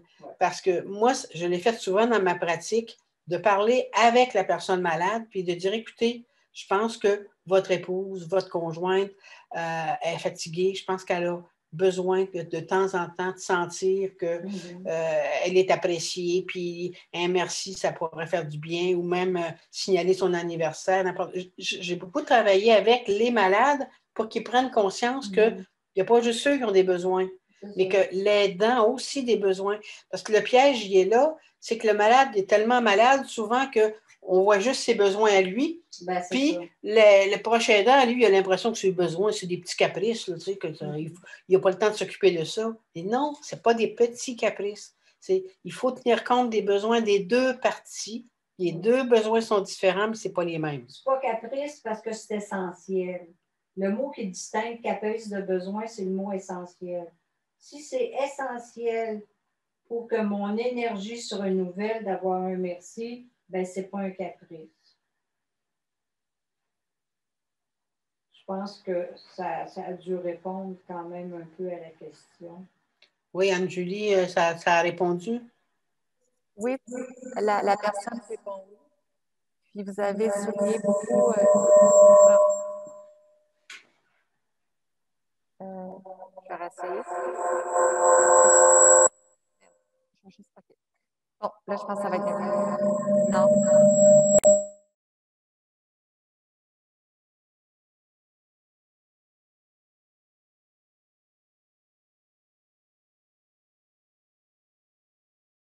Là, je l'ouvre. Ça réverbère. Lui, il est fermé.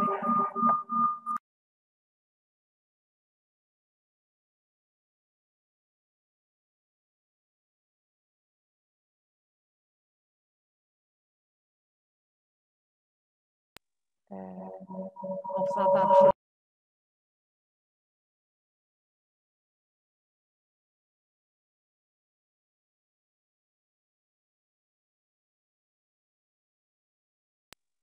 Activé. Oui. Est-ce qu'il est activé? Est-ce que ça va? On peut y aller juste un à la fois, je pense, quand il y a de la réverbération comme ça. OK. On peut y aller juste un à la fois. Je peux Là, le couper, moi? oui, là, ça va bien, on dirait. Donc, moi, ce que j'allais dire, c'est que dans votre réponse, vous disiez que la reconnaissance, c'est naturel. C'est un besoin naturel. Il y a Le besoin essentiel. Essentiel. encore plus que naturel, c'est essentiel. Puis il y a une dynamique. Puis chez l'aider, peut-être que c'est d'accepter qu'il est malade. Donc, il y a une personne dans la boîte de commentaires qui disait qu'elle reconnaissait la trajectoire, puis qu'elle, elle était au stade de la vie continue, puis qu'elle réalise qu'elle doit garder son énergie pour poursuivre. Donc, de réaliser la trajectoire pour ce participant-là, ça a été important. Donc, j'aime ça dans les questions. Il y a la trajectoire qui est ressortie. Il est de se reconnaître dans la description de comment le rôle de proche aidant est organisé. Je pense qu'on pourrait finir là-dessus parce que c'est ça, on a eu des... À moins que quelqu'un d'autre aille dans la salle. Okay. Non, mais on vous recommanderait de suivre le parcours. Si vous pouvez, de suivre le parcours parce que c'est un petit échantillon qu'on a pu vous donner aujourd'hui de ce qui peut être abordé, mais toute la notion de choix aussi. Bon, j'ai pas le choix. Oui, on a des choix, mais je pense que ça ressort dans vos commentaires, que vous réalisez que vous avez certains choix à faire, que vous pouvez faire.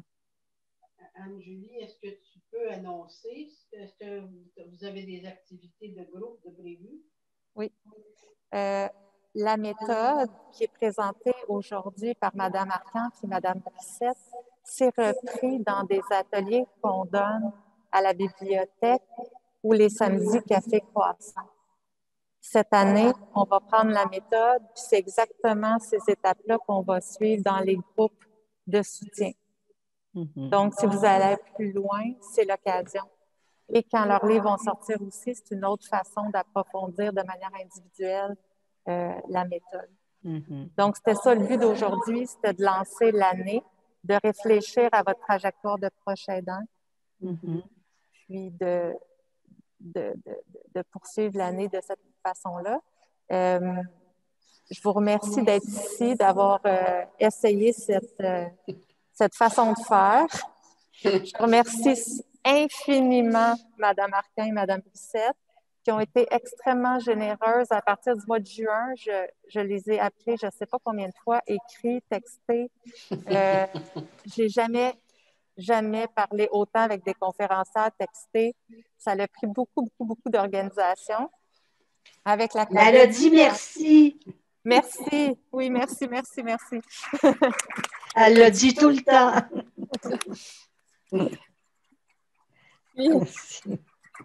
Je pense que la saison va continuer. On ne sait pas ce qu'elle nous réserve, mais il va falloir peut-être se préparer à être plus technologique et peut-être même plus en salle. On espère poursuivre en salle d'une manière extrêmement sécuritaire comme on l'a fait. Mais sinon, je pense qu'on va vous offrir des ateliers pour le faire de la maison. Il y en a qui sont capables, on aime mieux en personne, mais il va falloir poursuivre peut-être plus technologiquement parlant dans les prochains mois si on a besoin de le faire. Et puis, Parfait. Merci beaucoup, Bon. Anne-Julie, c'est marqué. C'est ça qui est marqué. Merci Anne-Julie, fait qu'il faut que je le prenne. Puis, je vous souhaite un excellent... Déposez-le dans votre compte en banque. Un autre merci. Donc, je suis très contente d'avoir commencé l'année avec vous. Je trouve que de penser à notre trajectoire aux ressources énergétiques comme proche aidant, c'est essentiel. Puis, ça va... Puis merci de nous avoir permis de vivre une autre sorte d'expérience. C'est un petit peu exigeant, mais bon. Il n'est jamais trop tard pour apprendre. En tout cas, c'est un autre merci. Vous avez été très bonnes joueuses. Pour les participants, les conférencières sont allés tous s'équiper, technologiquement parlant, dans la dernière semaine. Oui, ça nous a coûté 2 micros. C'est ça. On va essayer de s'améliorer encore même. Ah, c'est parfait. Puis il y a quelqu'un qui dit que c'est vraiment essentiel, cette conférence. Ah, écoute, ça fait bien, ça fait du bien. On en avait particulièrement besoin. Donc, merci à tous. Bonne fin de journée ici. Puis merci, Stéphanie. Merci tout le monde. Merci les participants de vous être déplacés et d'avoir participé à cette expérience technologique avec nous. Parfait. Bonne soirée. Je vais fermer. Merci. Oui. Merci.